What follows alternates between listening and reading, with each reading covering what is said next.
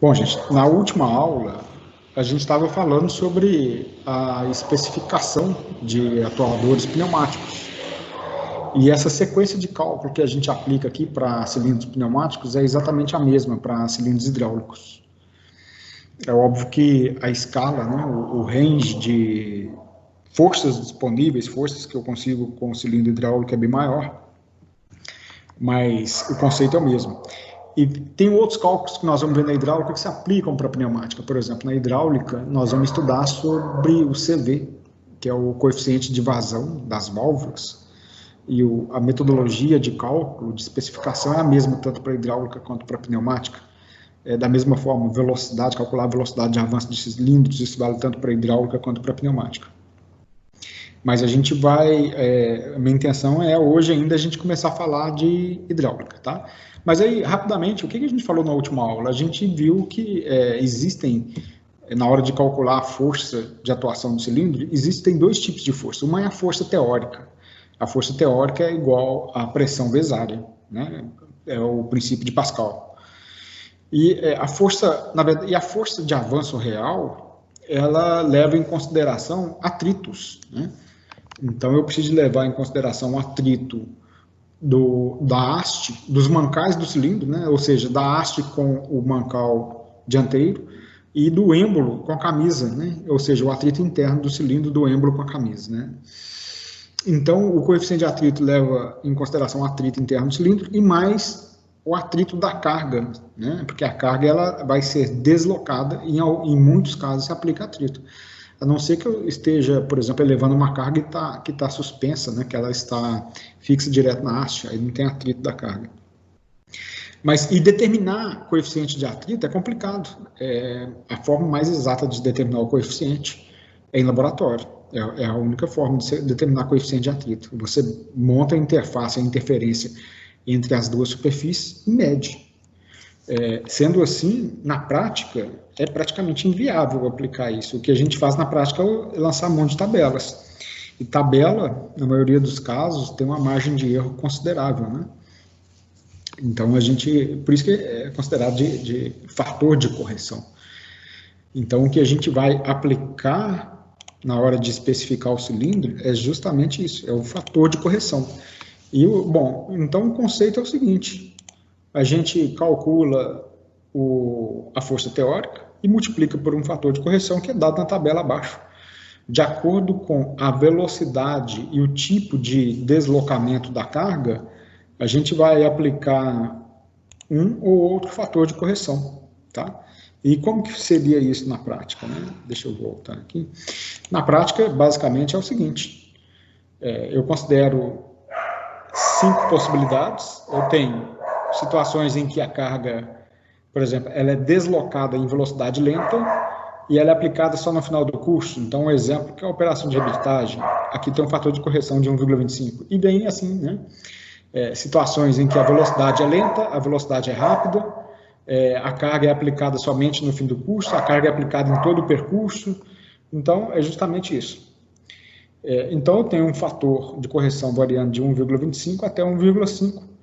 E situações gerais que não estão prescritas, a tabela, né, a prática, ela diz que a gente pode aplicar 1,25. Então, observa que tem a margem de erro? Tem, com certeza tem. Não é o fator de atrito ideal, mas eu estou falando de projetos, né, de especificações. Não é? E isso leva em consideração alguns fatores que a gente não prevê no cálculo teórico. Um exemplo que é a possibilidade da carga travar, né? Eu posso ter um emperramento mecânico na máquina, momentâneo, questões de 2, 3 segundos, e o cilindro não vai ter força para vencer essa sobrecarga. Então, quando eu coloco 1,25, eu estou querendo dizer que eu vou gerar uma possibilidade de ter 25% a mais de força do que estava sendo previsto. Então, o cilindro consegue romper esses emperramentos, esses travamentos momentâneos, tá bom? Então, o primeiro cálculo que a gente faz é isso. Se eu tenho a força de avanço, beleza, eu calculei a força teórica, multiplico pelo fator de correção, eu calculo a força de avanço, né? Bom, com a força de avanço eu jogo na formulazinha, que já que eu sei que pressão é igual a força sobre área, remanejando a área vai ser igual a força sobre pressão. Então, eu acho a área, e da área, pela fórmula do diâmetro, πd2 sobre 4, eu consigo calcular o diâmetro do cilindro. Vou na tabela do fabricante, e da tabela do fabricante eu escolho aquele que mais se adequa para mim, tá bom? Então, vamos considerar o seguinte. Calculei um diâmetro do cilindro, por exemplo, eu vou chutar um valor aqui de 48 milímetros. A gente vai pegar o diâmetro imediatamente superior, de 50 milímetros. Então, ele tem diâmetro do cilindro de 50 e a haste de 20, ok? Bom, e de quanto que, quando a gente analisa as forças disponíveis desse cilindro, a Parker, por exemplo, ela traz esse recurso aqui no manual, no catálogo, que é a uma determinada pressão, então pegando aqui, ó, 6 bar, 50 milímetros de diâmetro, a força de avanço ela é de 1.178 newtons e a força de retorno de 990 newtons. Bom, aí a análise que a gente tem que fazer aqui é o seguinte, né? Mas se o cilindro movimenta a carga tanto no avanço quanto no retorno, ou seja, a força de retorno dele tem que ser esse valor aqui que a gente chegou, de 1.178 newtons. Então, eu tenho que pegar um cilindro superior, por exemplo. Esse cilindro aqui, ó, ele tem uma força de avanço de 1.870 newtons e 1.682 newtons. Então, esse cilindro aqui iria atender a minha especificação, considerando que a força de retorno desse daqui não atende para o meu caso, né? Então, essa é a especificação mais direta do cilindro, a especificação mais prática, né? Eu tenho que levar em consideração a força real, né, envolvendo os atritos internos e externos. Bom, outra questão que a gente viu também é que quando a haste do cilindro é muito comprida, e isso acontece quando o cilindro tem um curso de deslocamento alto, pode acontecer a flambagem. Não é obrigatório, né? Tipo, pode ser que aconteça e pode ser que não. A flambagem é isso, né? Eu tenho, por exemplo, uma haste que está travada de um lado, eu aplico um excesso de carga na outra ponta da haste e a haste vai se deformar desse jeito aqui.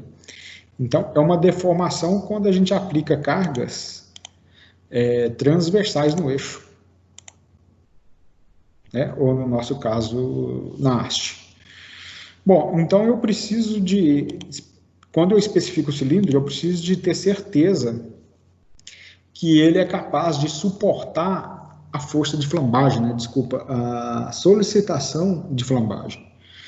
Bom, quando a gente olha a tabela dos fabricantes, as tabelas, a gente pode observar que eu trouxe aqui a tabela da série Heavy Duty, da Parker, série 3400, e a gente observa que eu tenho o diâmetro do cilindro. Se eu pegar aqui o diâmetro de 2 polegadas, ele me dá duas possibilidades de haste, 5/8 e 1 polegada.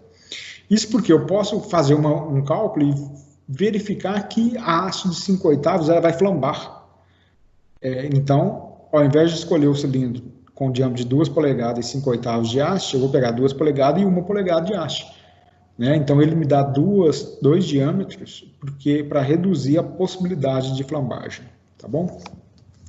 E como que a gente determina, né, como que a gente faz essa verificação da flambagem? Através do princípio lá da resistência dos materiais, que a gente calcula através da carga de Euler. Aqui tem a equação da carga de Euler. Na verdade, a gente acha a carga de Euler. Dessa equação, a gente tira o momento de inércia. Está aqui o momento de inércia. E do momento de inércia, eu acho o diâmetro da haste. Então, a sequência de cálculo é essa. Primeiro passo é eu determinar o fator de segurança, que é arbitrário, que eu volto a falar que vale o bom senso. Daí eu vou escolher um fator de segurança de 1 a 5. Então, mas quando que eu escolho 1, quando que eu escolho 5? Bom, eu faria a minha análise o seguinte: se a máquina ela envolve segurança de pessoas, ou seja, se a haste do cilindro flambar e travar e, consequentemente, isso machucar alguém, eu colocaria um fator de segurança mais elevado, talvez até 4 ou 5. Se a haste do cilindro flambar, ele travar e a máquina quebrar ou parar ou causar algum tipo de prejuízo para a empresa, por exemplo, parou a produção e uma produção crítica ali, era uma máquina que era o gargalo da produção, um estrangulamento da produção, parei aquela máquina, parei a fábrica toda. Eu colocaria também um fator de segurança mais elevado. Bom, mas às vezes é uma máquina que, se o cilindro travar, a máquina para, mas isso não gera impacto em termos de segurança de pessoas, não causa prejuízo na área de produção, então eu colocaria um fator de segurança baixo, entre 2 e 1, para falar a verdade, 1,25, 1,5, 1,15. Então, regrinha, assim, aqui a regra é a regra do bom senso, mas a gente pode ir nessa linha de raciocínio, avaliar a segurança de pessoas, impacto ou prejuízo para a produção, né? Ou até prejuízo financeiro em termos de quebra de máquina. Às vezes, se aquele cilindro travar, eu vou causar uma quebra muito maior na máquina e quebrar outros dispositivos da máquina. Ou não, aquele cilindro trava, eu só vou perder o cilindro e, consequentemente, não tem prejuízo financeiro, então não machuca ninguém, então eu coloco o fator de segurança baixo. Ok?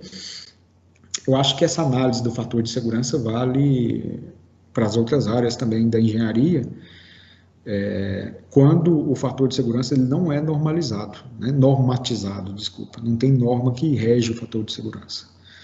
Ok, então tá aqui, ó. Escolho o fator de segurança, calculo a carga de óleo. A carga de óleo é o seguinte, eu pego a força de avanço real, que a gente já calculou, e vou dividir pelo fator de segurança. Eu pego essa carga de óleo, jogo na equação do momento de inércia, acho o momento de inércia. Eu pego o momento de inércia, jogo na equação da área e vou extrair daqui o diâmetro da haste. Um fator que entra aqui, que eu não comentei até agora, é o lambda. Lambda é chamado de comprimento livre de flambagem, e é essa tabela que depende do tipo de instalação do cilindro.